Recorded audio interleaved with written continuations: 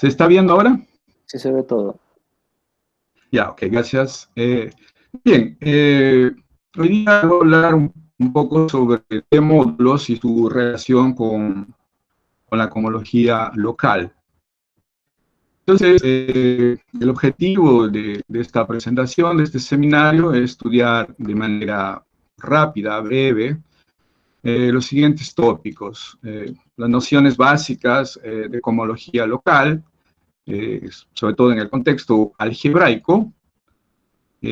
También vamos a presentar los anillos de operadores diferenciables y los módulos sobre los anillos de operadores, que son los de módulos. Y finalmente vamos a presentar unos resultados de cómo la teoría de módulos puede ser usada para mostrar algunas propiedades sobre módulos de cohomología local. Entonces, empezamos nuestra presentación recordando algunos conceptos básicos sobre la cohomología local. Para nosotros, el contexto en el cual vamos a trabajar va a ser un anillo conmutativo que lo vamos a denotar por R. A va a representar un ideal y M un R módulo. Entonces, el conjunto gamma, gamma sub A, que viene a ser todos los elementos del módulo que son anulados por alguna potencia del ideal. Este de ahí es un submódulo que es conocido en este contexto como la A torsión de M. Por otro lado, si tenemos un homomorfismo de R módulos, entonces no es difícil ver que si restringimos ese homomorfismo para el submódulo A torsión, entonces la imagen va a estar incluida dentro de la A torsión de N. Por tanto, vamos a tener un homomorfismo entre las respectivas torsiones. Entonces, esas correspondencias de que a cada módulo le hacemos corresponder su A torsión y a cada F el homomorfismo inducido, va a definir un funtor que es un funtor que es posible probar que es un funtor exacto a la izquierda, o sea, cuando tenemos una sucesión exacta, corta de módulos y le aplicamos el funtor gamma, entonces preserva toda la exactitud, excepto en la parte derecha, o sea, hay problemas en relación a la parte sobreyectiva. Muy bien. Bien, entonces es conocido de que la categoría de módulos que vamos a denotar como mod, ¿no? sub R, posee suficientes objetos inyectivos. O sea, eso significa que toda vez que se toma un módulo, siempre existe un módulo inyectivo y un homomorfismo inyectivo que va del módulo para ese módulo inyectivo. Eso significa, y esto es un concepto general cuando se habla de que categorías abelianas tienen suficientes objetos inyectivos. Entonces, toda vez que eso ocurre en una categoría abeliana, es posible hablar de los funtores derivados a derecha del funtor dado, en este caso el funtor de torsión, ¿no? Estos de aquí son conceptos fundamentales dentro del álgebra homológica. Entonces, para cada i mayor o igual a 0, definimos el iésimo funtor de cohomología local soportado en A como el funtor derivado y el iésimo funtor derivado a la derecha de la gamma torsión, ¿no? Ahora, si queremos ser más concretos, más explícitos, ¿cómo es que se calcula esta cohomología local? Entonces, si tenemos un módulo, ¿no? Tomamos una resolución inyectiva, que siempre existe, porque ya dijimos que esa, la categoría de módulos posee suficientes objetos inyectivos, ¿no? ¿Qué es una resolución inyectiva? Es una secuencia, una sucesión, disculpa, exacta de módulos que van de M y 0 y N, todos esos módulos denotados con I son inyectivos, ¿cierto?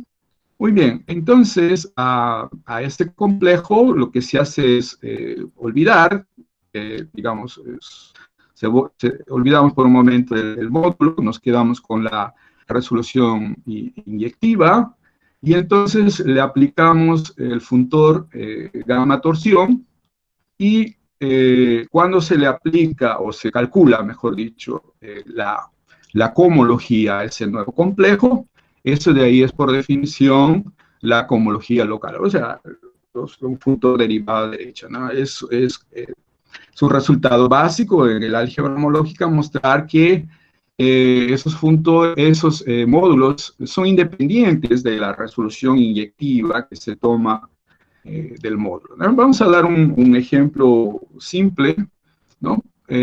Vamos a considerar, por ejemplo, Z, Z como Z módulo, ¿no? Como módulo sobre sí mismo, y tomemos un número primo. Entonces, una resolución inyectiva es dada, por ejemplo, Z estaría dentro de los racionales, pues el cociente, ¿no?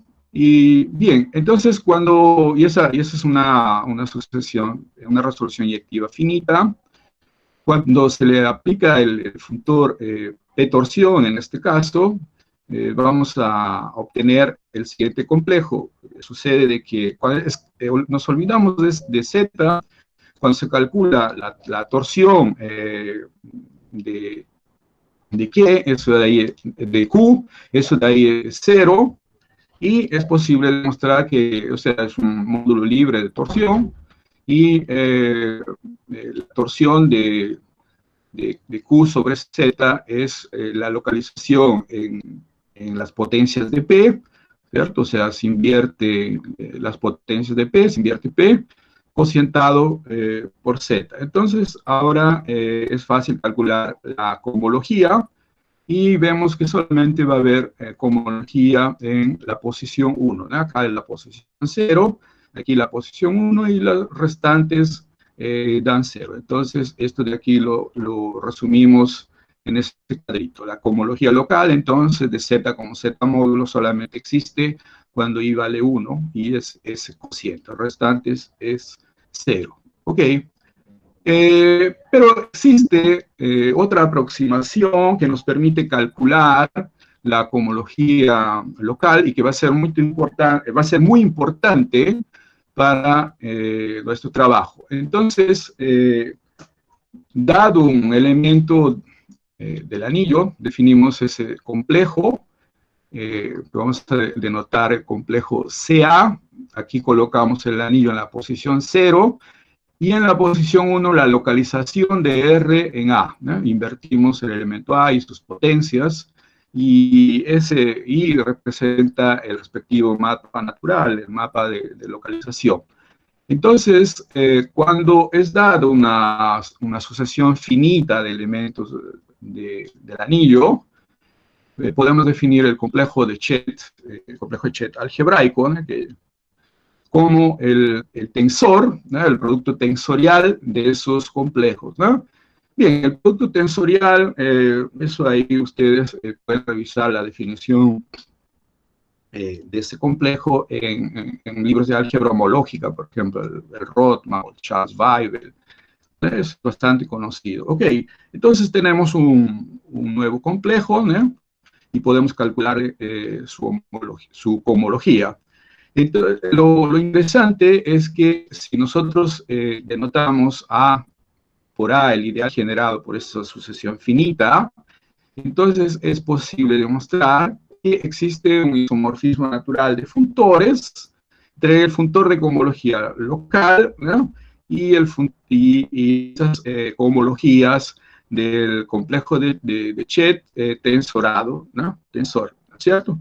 De manera, digamos, más explícita, ¿cómo se puede calcular? Entonces, calculando la cohomología local puede ser calculada entonces como la cohomología de este complejo ahí, Y utilizando la definición de lo que es el producto tensorial de complejos, no es difícil, bueno, son bastante trabajoso, eso sí, da mucho trabajo, calcular los módulos que van a participar en ese nuevo complejo. Pero aquí lo interesante y lo que vamos a rescatar aquí, que en todas las posiciones van a ser sumas directas de localizaciones. Entonces, eso es importante, vamos a guardar esa información. Sumas directas de localizaciones del módulo, ¿ok? Muy bien. Por ejemplo, volviendo al ejemplo anterior, nosotros también podemos calcular la cohomología local calculando la cohomología de ese complejo de Chet tensorado con Z, estoy interesado en Z, ¿no? En este caso, como el ideal es ideal principal, apenas está generado por P, entonces el complejo de Chet se reduce al básico, y aquí es fácil calcular la cohomología, simplemente a otra cosa, como esto de aquí es un dominio de integridad, entonces el mapa de localización es 0, su núcleo es 0, entonces la cohomología, la posición es 0, y solamente va a existir cohomología en la posición 1, ¿no?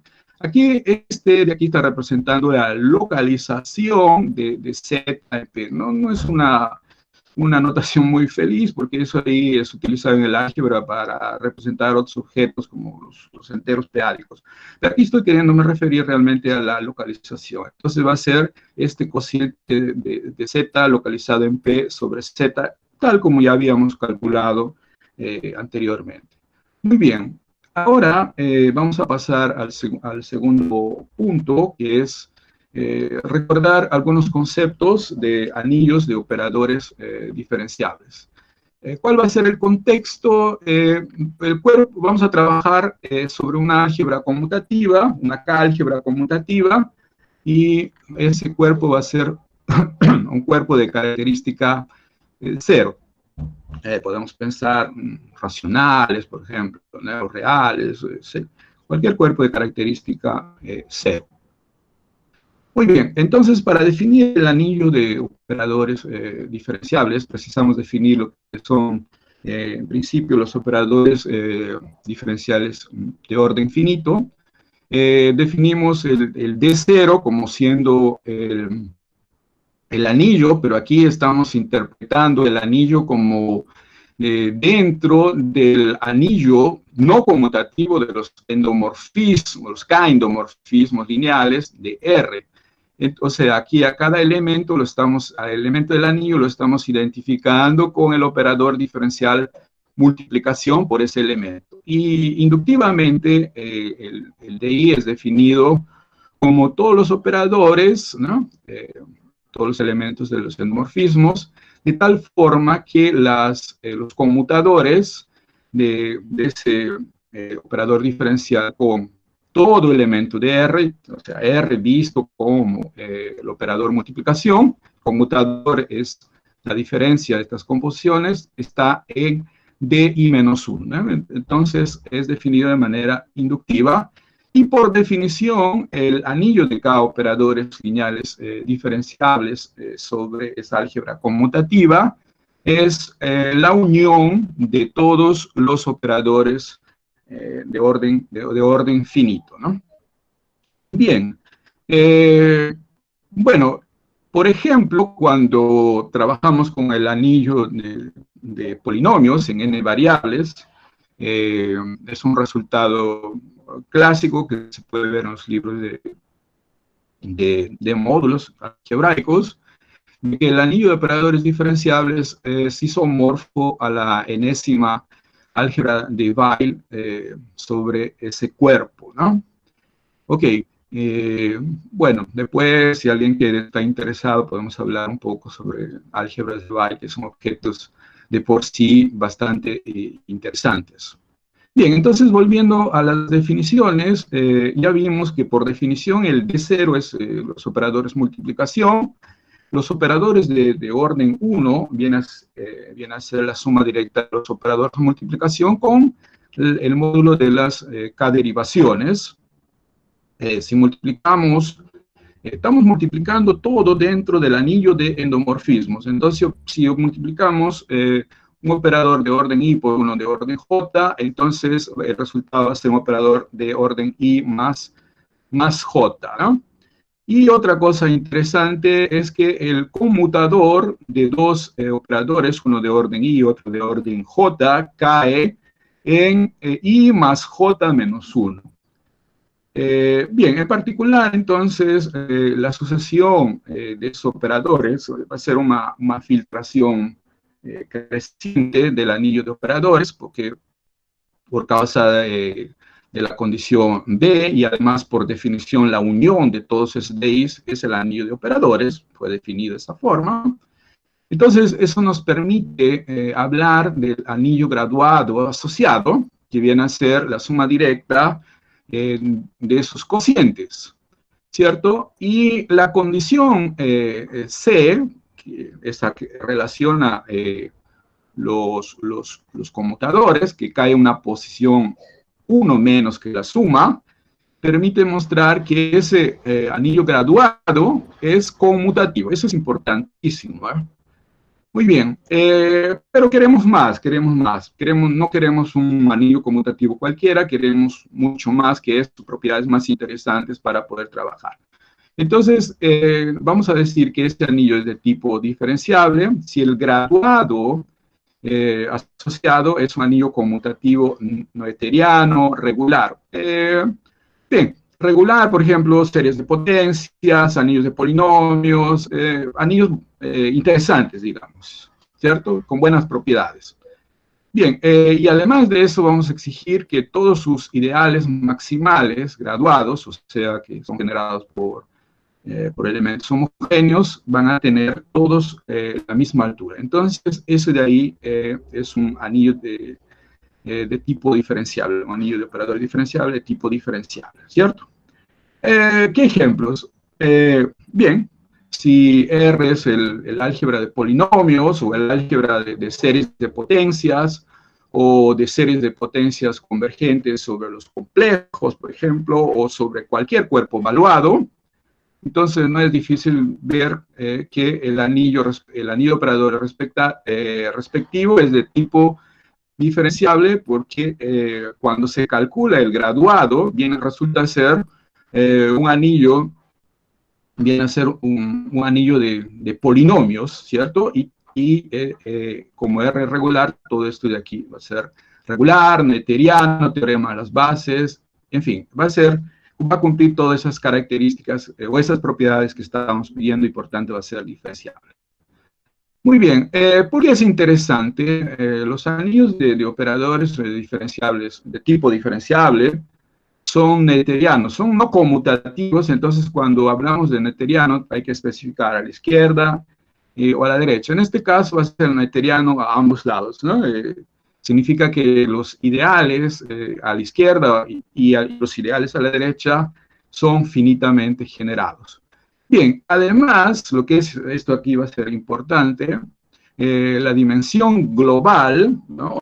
La dimensión global de ese anillo de operadores, la dimensión global es el supremo de las dimensiones proyectivas de los módulos sobre ese anillo, va a ser menor o igual que la dimensión global del anillo graduado asociado, que por su vez va a coincidir con la dimensión de Krull, ¿no?, del anillo graduado asociado. ¿Ok? Muy bien. Es posible mostrar que si tomamos un módulo finitamente generado sobre ese tipo de anillos de tipo diferenciables, entonces pueden ser equipados, ¿no?, dotados de una filtración buena, de una buena filtración. ¿Qué significa eso? Una sucesión creciente de subgrupos aditivos, de tal forma indexada por Z, de tal forma que para un I suficientemente negativo, ellos se anulan, la unión de todos da el módulo, ¿no? Y esa parte C, que si multiplicamos o si hacemos actuar elementos de orden finito I, digamos, con elementos de orden J, va a caer en sigma I más J.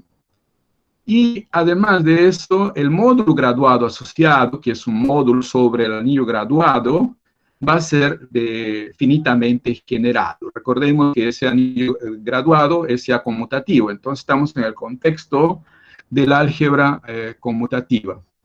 Bien, entonces la dimensión de Bernstein es definida como la dimensión justamente de ese módulo graduado asociado como módulo sobre el anillo graduado. Claro, acá la pregunta es, puede ser dotada de una buena filtración, pero puede depender de esa filtración. Entonces, es posible mostrar que esa dimensión independe de la buena filtración. Entonces, esa dimensión de Bernstein está bien definida, ¿correcto? Bernstein, en verdad, lo trabajó en el contexto más clásico de los anillos de polinomios, ¿no? Estas de aquí, generalizaciones, son debidas a Meckwood y Narváez Macarro, donde demuestran que esa dimensión que ellos llaman dimensión de Bernstein es mayor o igual que la dimensión de Krull del graduado menos la dimensión global del anillo de operadores, ¿ok? Muy bien. Entonces, eso ahí permite generalizar las nociones de módulos holónomos para anillos sobre que es clásico en el contexto de las álgebras de Weyl, inclusive también la serie de potencia, ¿no? Entonces, cuando un módulo finitamente generado va a ser holónomo, cuando esa igualdad aquí se transforma, esa desigualdad, disculpa, se transforma en una igualdad, o sea, es tomado cuando alcanza la menor dimensión, ¿cierto?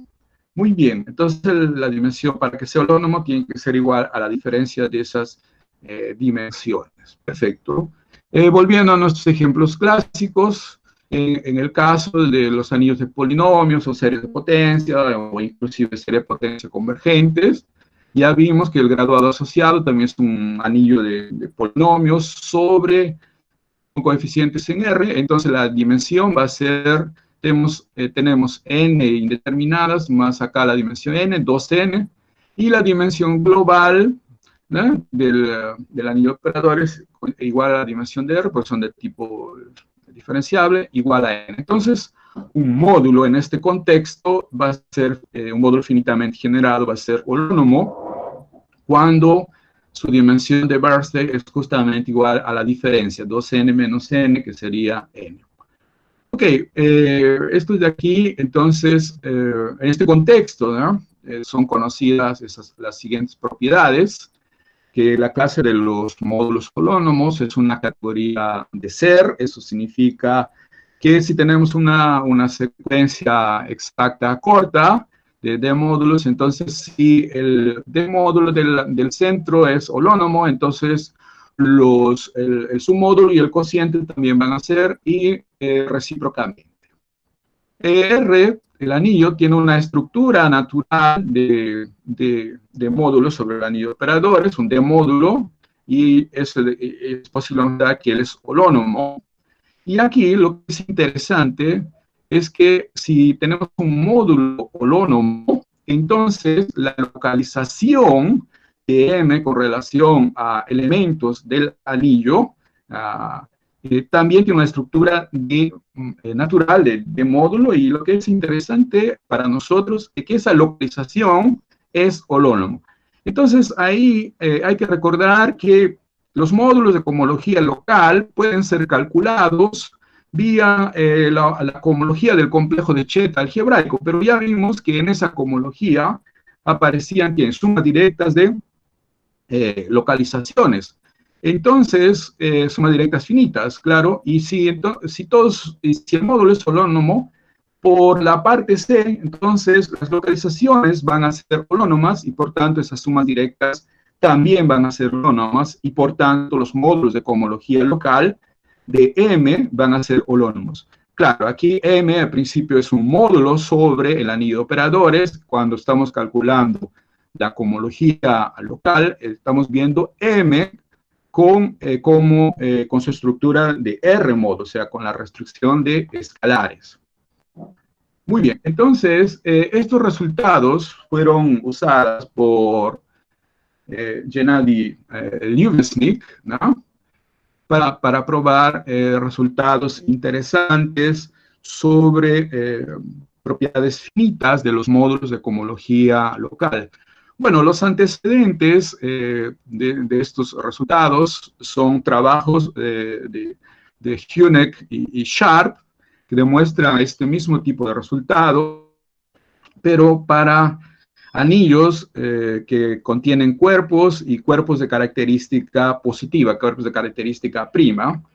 Ljubeznik entonces recupera esos resultados, pero en el contexto de característica cero, y para eso utiliza la teoría de módulos, ¿cierto?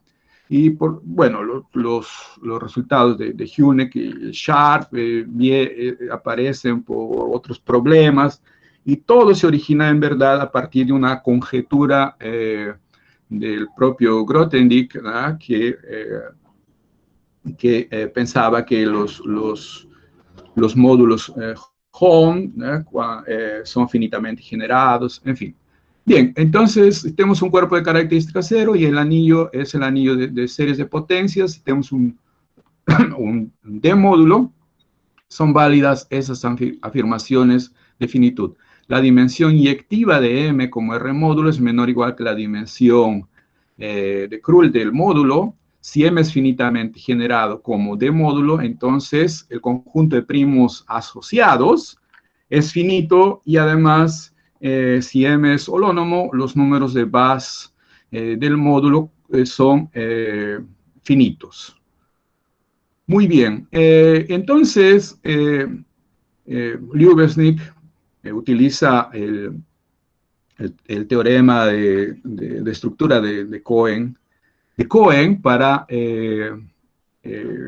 generalizar esos resultados anteriores para álgebras K-regulares sobre un cuerpo de característica cero. Entonces, los resultados son los siguientes, ¿no? Supongamos que M es un ideal maximal, entonces la cohomología local soportada en el maximal de cualquier cohomología local soportada en cualquier ideal es un módulo inyectivo. La dimensión inyectiva de ese módulo de cohomología local es menor o igual que la dimensión de Krull de ese módulo de cohomología. Y bueno, en particular, obviamente, si la dimensión de Krull de ese módulo de cohomología es cero, por ejemplo, si cuando esto de aquí es un anillo, un módulo artiniano, entonces la dimensión inyectiva va a ser cero y por tanto va a ser un módulo inyectivo. Ok, para cualquier ideal maximal, el conjunto de los primos asociados, ya no es tan general, se requiere conjunto de primos asociados contenidos en ese maximal, también va a ser finito, y finalmente los números de base de esos módulos de cohomología son finitos. Bien, los números de base aparecen bastante en el contexto de la álgebra conmutativa, si alguien está interesado. En verdad aparecen dentro de las resoluciones inyectivas minimales, donde se expresa cada componente de esta resolución inyectiva como una suma directa de cápsulas inyectivas, de cocientes del anillo sobre primos, cuántas veces se repiten.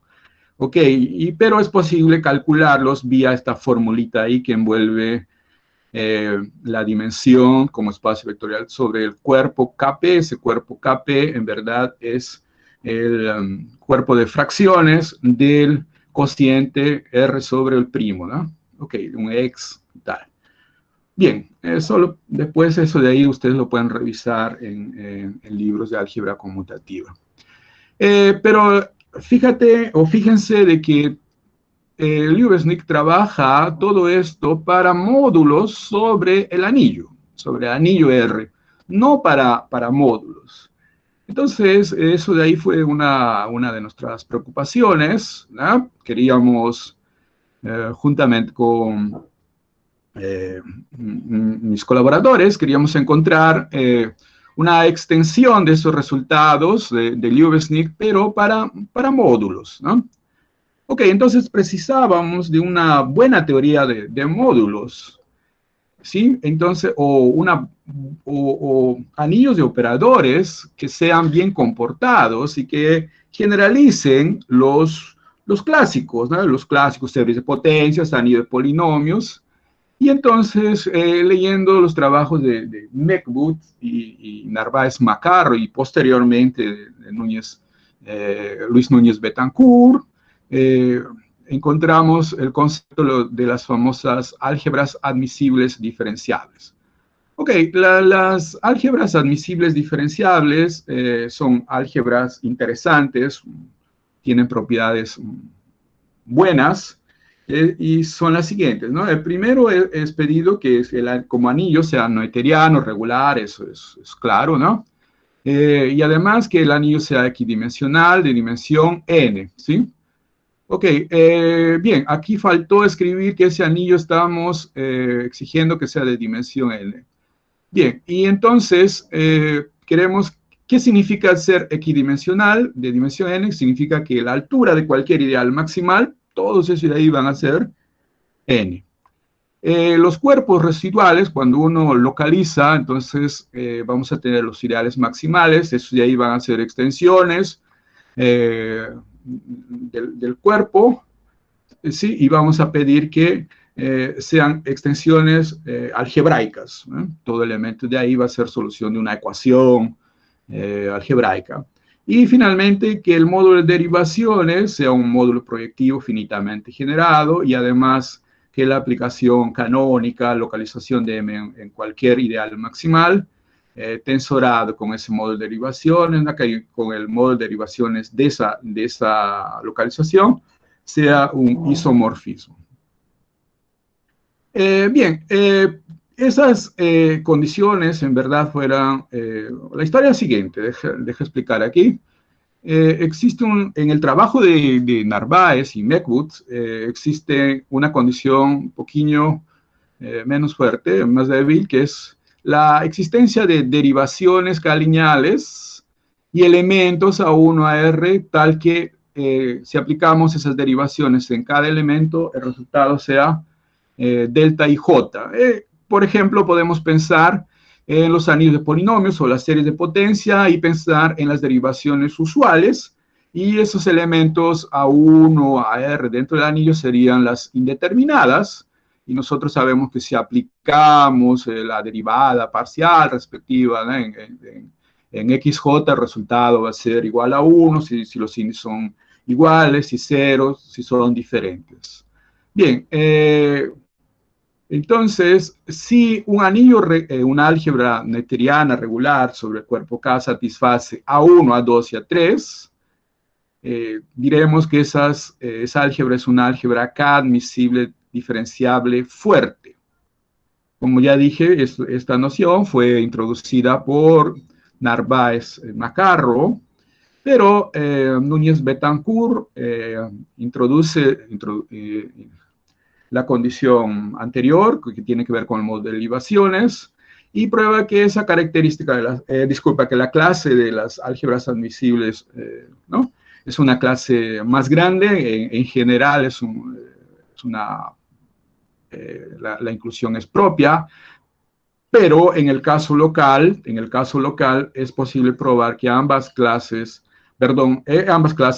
coinciden, ¿no? Se puede usar un teorema de Nomura que permite mostrar ese resultado ahí. Muy bien, ¿por qué son interesantes las álgebras admisibles diferenciables? Porque localizaciones sobre ideales maximales son también álgebras admisibles diferenciables. El problema aquí fue justamente que para primos, para cualquiera, no necesariamente maximales, eso ahí no es verdad, y eso fue una dificultad para generalizar a primos cualquiera, y entonces trabajamos solamente sobre maximales. Pero los completamientos para cualquier ideal, los completamientos iádicos de álgebras admisibles locales, también son álgebras admisibles diferenciables, ¿no? Entonces, como ya dije, hay muchos ejemplos, y obviamente van a incluir los anillos de polinomios, series de potencia, convergentes, formales, álgebras de Tate, que aparecen en el contexto de la geometría formal, Y en fin, y podemos, a partir de las propiedades anteriores, usando localizaciones, completamientos, ya tenemos más álgebras. Entonces, una categoría bastante amplia. En el caso de las álgebras admisibles diferenciables fuertes, gracias a esa condición de que existen esas derivaciones tipo los anillos de polinomios, series de potencia, entonces es fácil describir sus anillos de operadores diferenciables. Van a ser tipo la álgebras de Bayer, tipo álgebras de Bayer, o sea, polinomios, en verdad, polinomios, skew polynomial rings, ¿no? Ok, bien, entonces, cuando el álgebra es admisible de diferenciables, Núñez-Betancourt prueba en su artículo que vamos a mencionar al final que el respectivo anillo de operadores es de tipo diferenciable. Habíamos hablado de que esos anillos son de nuestro interés, tienen que ser de tipo diferenciable, pues satisfacen un montón de condiciones, en particular podemos hablar de la dimensión de Barstein, ¿no? Ok, y más aún él prueba concretamente, ¿no? Recuerden que una de las condiciones de que esas álgebras sean equidimensionales, todos los maximales de altura n, entonces él prueba que la dimensión global de ese anillo de operadores, ¿no? Como de tipo diferenciable, que coincide con la dimensión de R, y es precisamente n.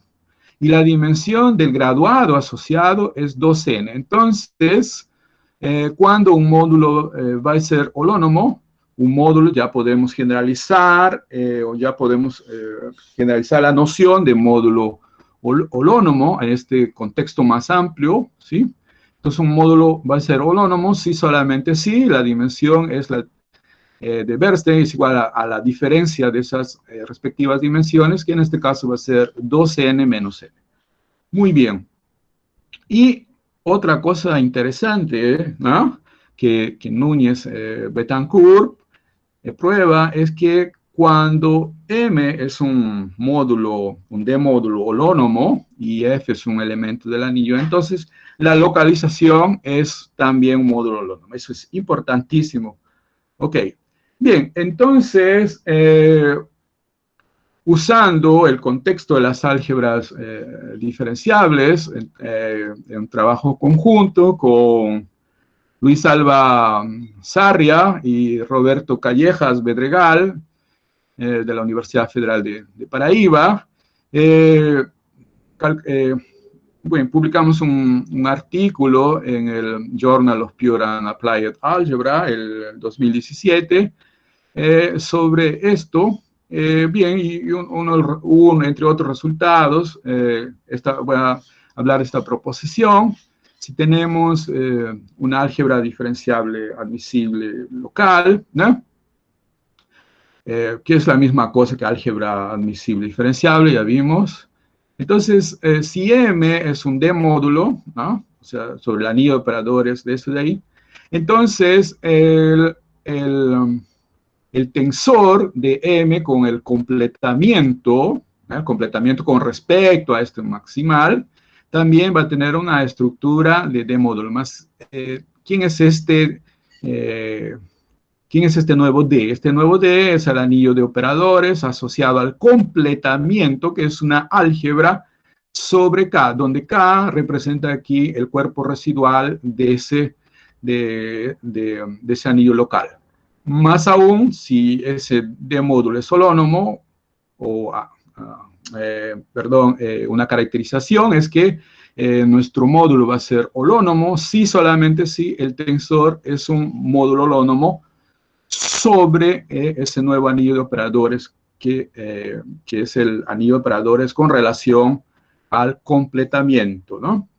Y eso es importante porque necesitamos anillos completos, ¿sí? Entonces esta caracterización nos permite asumir que nuestros anillos son completos, facilita nuestras cuentas, y entonces probamos que la dimensión inyectiva de ese tensor es menor o igual que la dimensión, un resultado semejante al de Liubeznik. ¿Sí? Y además, si ese módulo fuera holónomo, entonces el conjunto de primos asociados, visto como R módulo es finito. Y además de eso, presentamos este teorema que, como ya dije, generaliza en algún sentido los resultados obtenidos por Gennady Lyubeznik en su artículo seminal, ¿no? Que tiene un montón mucha gente que lo refiere, ¿cierto? Ok, entonces, para todo ideal maximal, nosotros probamos que si M es un D módulo sobre un álgebra admisible diferenciable, entonces ese módulo de cohomología local soportada en el maximal es un módulo inyectivo. Si nuestro módulo tiene dimensión 0, por ejemplo, módulos artinianos, o módulos cuyo soporte está contenido en el maximal, entonces ese módulo va a ser también como R módulo inyectivo. Además, cuando M es holónomo, los números de Bass van a ser finitos para todo ideal maximal de R y todos los números de Bass. Aquí la restricción es que probamos apenas para ideales maximales, ¿eh? Queríamos probar para ideales primos, pero el problema es que como ya vimos anteriormente, había una restricción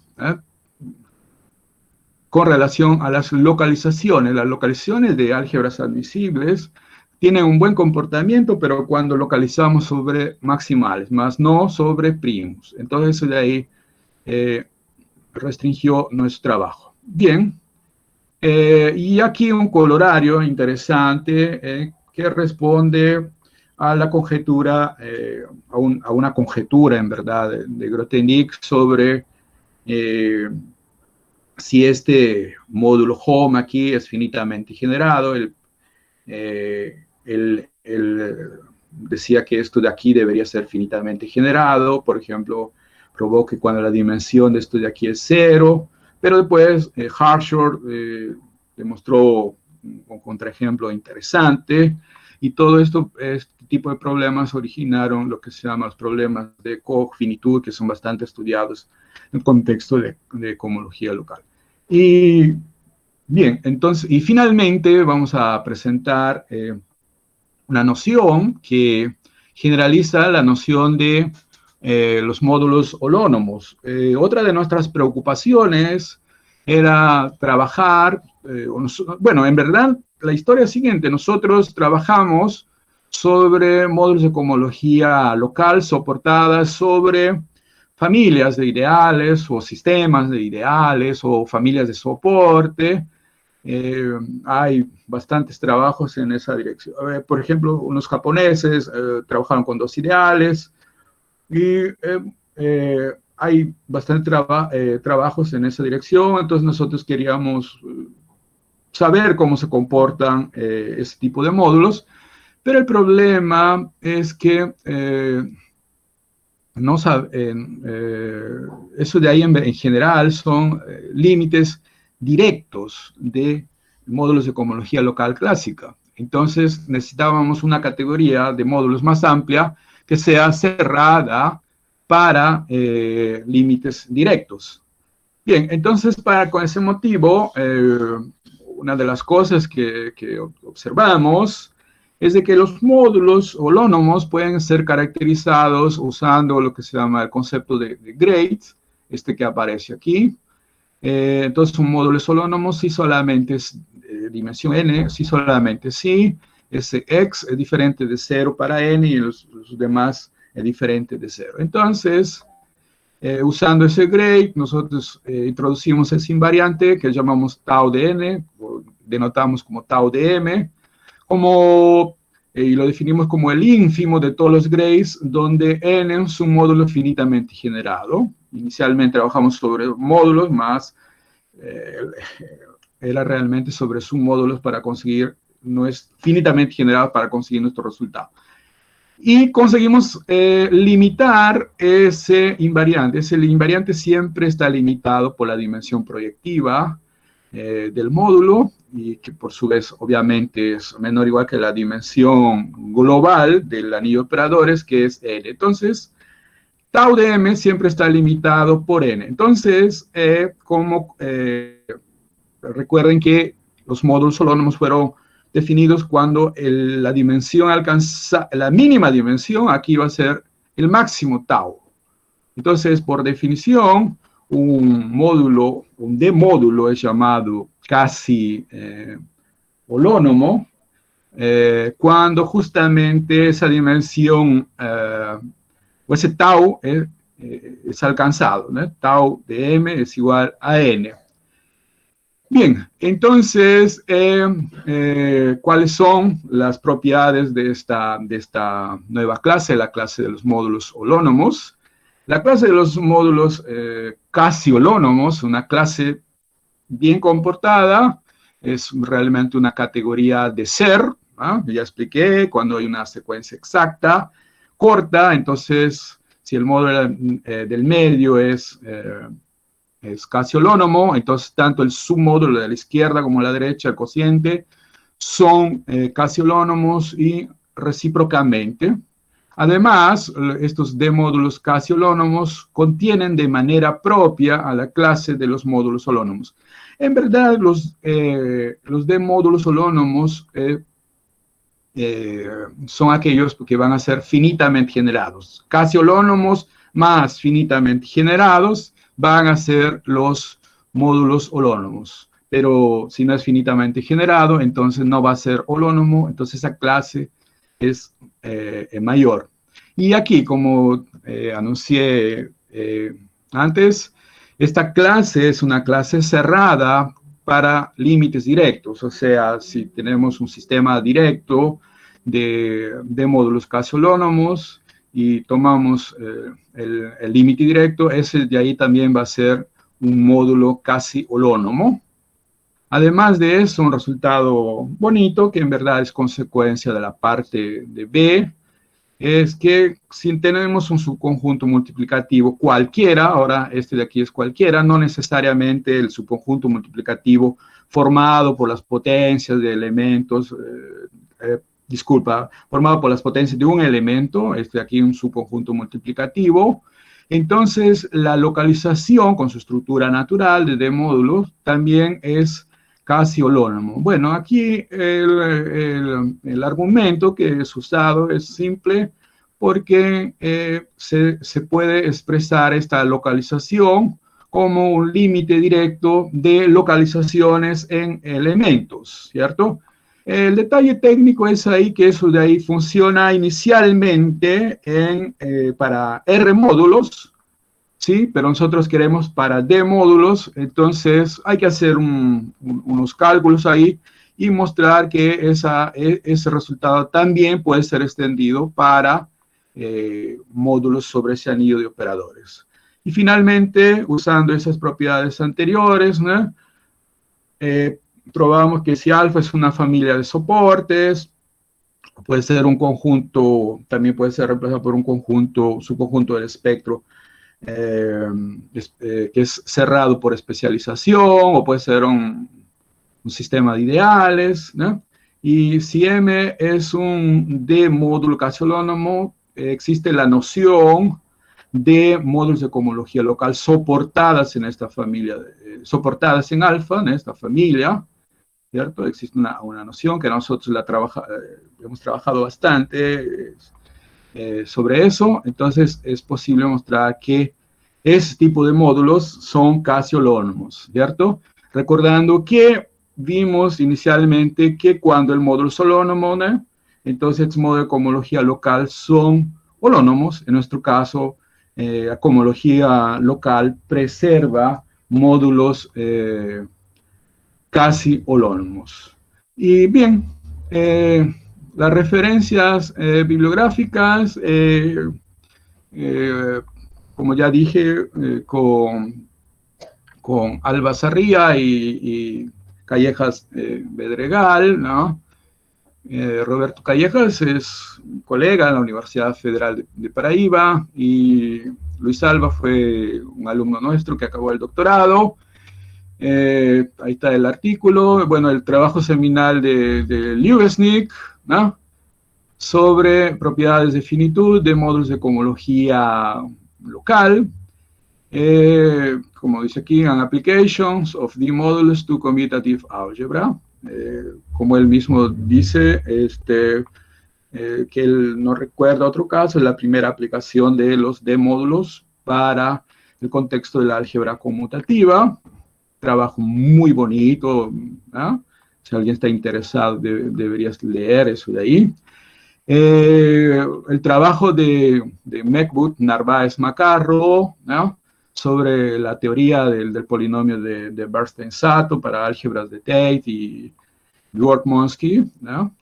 Entonces, Wischnitzer, aquí encontramos bastante información sobre las álgebras admisibles diferenciables que nosotros llamamos, que en verdad Narváez Macarro la llama de fuertes. Después, unas notas coloquiales que presentó en la Universidad de Maringá, aquí en Brasil. Y finalmente el trabajo muy interesante del mexicano Luis Núñez Betancourt sobre ciertos anillos de operadores de tipo diferenciables y su aplicación, ¿no?, para calcular, para mostrar ciertas propiedades de finitud de cohomología local. Bien, eso es todo, amigos. Muchas gracias. Disculpen ahí, me pasé un poco del tiempo. Ok, muchas gracias. Bueno, muy bonita la cohomología local, ¿no? Muy buena exposición. Gracias. Entonces, veamos si tenemos algunos en el chat. Hola, Benito. Benito, ¿cómo A los estás? años que no nos vemos. ¿Cómo estás? Así es, claro, claro. Un abrazo. ¿Qué tal? Pues también igual. Si alguien tiene Benito, alguna... ¿Sí? no Si sé si alguien me tiene... permites una palabra Sí, rapidita. claro. Sí. Bueno, me enteré por los amigos de San Marcos que el profesor doctor Rolando Mosquera infelizmente falleció hace algunos días, y bueno, quería dedicarle esta exposición, debía haberlo hecho antes, ¿no? A pesar de que no tuve una relación así académica, no fue mi profesor, pero fue un referente ahí en la facultad, y entonces, bueno, mis sentidos pésames a los familiares y a todos los amigos y a la comunidad que lo conoció, a todos los de la Facultad de Matemáticas en particular. Ok, gracias. Entonces, muy bien. Pasamos, si alguien tiene alguna pregunta al doctor Napoleón, puede prender su cámara si quiere, o también su micrófono, ¿no? Si hay alguien ahí. Benito, buenos días. Me parece que hay una pregunta en el chat. Ah, en el chat.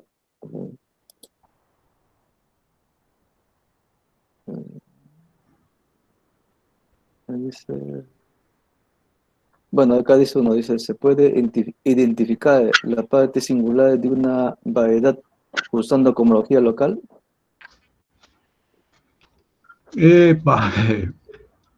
Bueno, no sabría responder a esa pregunta, Mauro. Yo sé que Mauro trabaja en singularidades y seguramente está interesado en ese tipo. No, realmente no te sabría responder, no sabría responder porque mi trabajo más es sobre propiedades en sí de módulos, un contexto bien más algebraico, ¿cierto? Entonces, realmente no he tenido la oportunidad, voy a tener que pensar o revisar alguna cosa al respecto. Muy bien. Buenos días, muchas gracias. Buenos días. ¿Se puede hacer Sí, una buenos pregunta? días. Sí, Wilfredo, ¿cómo estás? ¿Qué tal, doctor Napoleón? Sí, por intermedio de los organizadores de este evento y gracias a ellos. Doctor Napoleón, una pregunta con relación a la categoría localizada.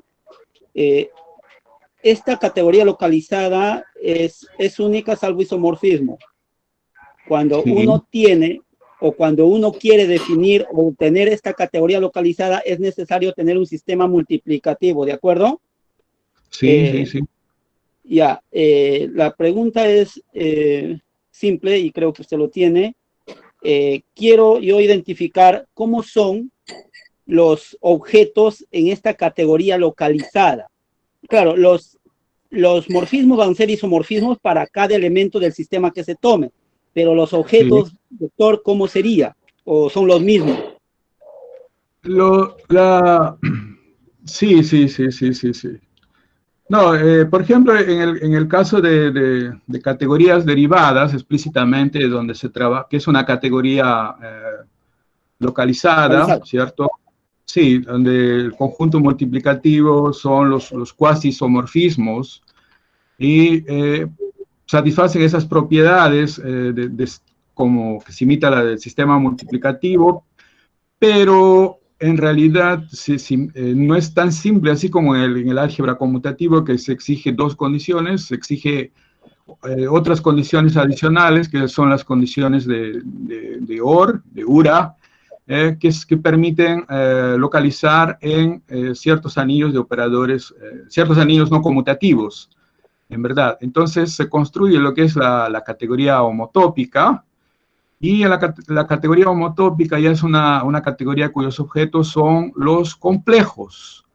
Entonces, la categoría derivada de esa localización viene a ser, los objetos vienen a ser los complejos. Lo que cambia son los morfismos. Los objetos siguen siendo, en ese caso particular, por ejemplo, la categoría derivada, los objetos son complejos.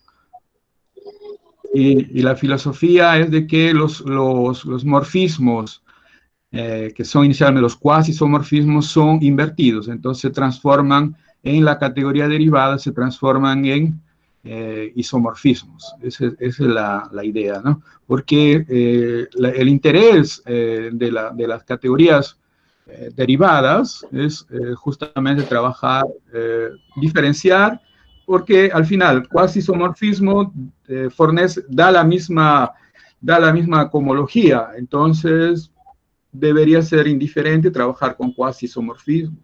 No, debería ser con cuasi-isomorfismos o isomorfismos. Entonces, se invierte eso y en la categoría derivada ya pasan a ser isomorfismos. Pero bueno, tu pregunta era sobre los objetos son los complejos. Gracias, Entonces, por doctor. Sí, ejemplo, está claro. Está sí, en claro, el está caso claro. de Sí, sí. si la categoría abeliana fueran módulos, entonces los objetos serían complejos de módulos. Sí, exacto. Ya, gracias. Sí, sí. Está claro. Tenía esa duda. Nada. Gracias. ¿Alguien tiene alguna pregunta, sugerencia o algo adicional? Tal vez algún comentario. Bueno, Bueno, cualquier cosa pueden escribirme ahí a mi correo, así le puedo dejar por el chat. Sí, bueno, cualquier cosa. puedo hacer una pregunta, digamos, veo que ahí has Sí. hecho todo diferenciable, ¿no? También supongo que hay algo en los complejos, ¿no? En el caso complejo, ¿no? Ahí cuando hablaste de diferenciables, polinomios diferenciables, ¿no? En el caso analítico, complejo también. Ah, sí, no, esas palabras de tipo no, esas palabras Es, diferenciables en verdad no es utilizada para diferenciar categorías, si trabajamos en R, los complejos, no. Ese de aquí es para simplemente emular, ¿qué te digo? Propio del contexto de anillos de operadores diferenciables, ¿cierto? O sea, se trabaja en cuerpos, cuerpos de característica cero en general, ¿cierto? O sea, no es utilizada así para diferenciar esos casos. en general. Porque fíjate que trabajamos con derivaciones, ¿cierto? Sí. Que son la parte algebraica de los campos vectoriales, ¿sí? Entonces, tal vez la traducción directa sería ahí, ¿no? Entonces, trabajamos con derivaciones, ¿cierto? Entonces, y bueno, las clásicas derivaciones, el anillo de polinomios, series formales, son esas derivadas parciales formales, ¿cierto? Entonces, por eso es que se usa esa terminología de diferenciable. Ujú. Bueno, entonces, muy bien. Entonces, agradecemos su ponencia, ¿no? Doctor Napoleón. Muchas gracias a ustedes, un placer. Bueno, y ¿alguien iba a mostrar algo ahí? Yumari, ¿va a mostrar algo? Parece que se han quedado hipnotizados, ¿no? La ponencia, ya está. Dando muestra Allá. de su reconocimiento, el trabajo presentado, ¿no? En este evento, ¿no? El primer Congreso Internacional de Álgebra y Sistema Dinámico, ¿no? Le mostramos y haremos llegar en su momento, ¿no? El certificado que se muestra en la pantalla, ¿no? Muchas gracias. Y bueno, entonces nuevamente le damos las gracias, ¿no? Doctor Napoleón. Y también le invitamos, ¿no? A las siguientes ponencias y también a los otros eventos tal vez que se hagan en el futuro, ¿no? Con gusto, con gusto. Y entonces, quedamos así pendientes. Bien. Gracias, Benito. Un abrazo. Entonces nos Un estamos abrazo a viendo. todos.